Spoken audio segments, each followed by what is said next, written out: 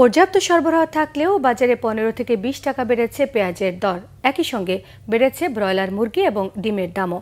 সবজির দামও বেশি হাঁকছেন ব্যবসায়ীরা। বিস্তারিত জানাচ্ছেন মোবাশির আহমেদ। বাজারে নিত্য প্রয়োজনীয় পণ্যের মূল্য নিয়ে ভোক্তাদের সন্তুষ্টি ধীরে ধীরে কমতে শুরু করেছে। হঠাৎই মূল্য বেড়ে যাওয়ার প্রবণতা আবারও দেখা দিয়েছে পেঁয়াজের বাজারে।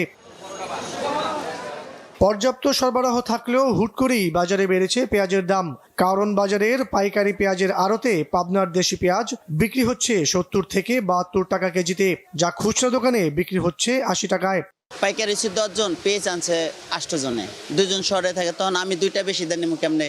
হ্যাঁ, একটা আমার থেকে বাড়াই নিবো কেমনে? কারণ পেঁয়াজের তো প্রয়োজন, আমার দোকান তো চালাইতে হবে। গত মাসে ছিল ধরেন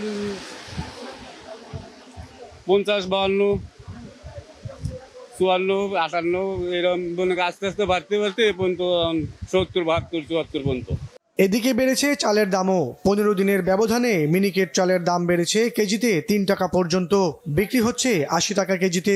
মিনিকেট চাল আপনার এখনো 78 টাকা, 77, 78 টাকা পাইকারি হোলসেল মার্কেটে, আরো 10 এখানে আমরা বেচার লাগে নিম্নে 80 টাকা কেজি। সপ্তাহে দেখছি আপনার 79 টাকা 78 টাকা কাজে ভেরি করে, কিন্তু এখানে মিনিকেট বলতেছে, কিন্তু মিনিকেট কোন কোম্পানি সেটা স্পেসিফিক্যালি না বলে ওনারা একটা রেট বলতেছে 80, 81, 82 এইভাবেই।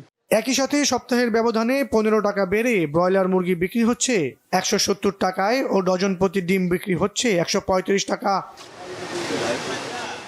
এদিকে বৃষ্টির কারণে সবজির দামও বাড়তি হাঁকছেন ব্যবসায়ীরা।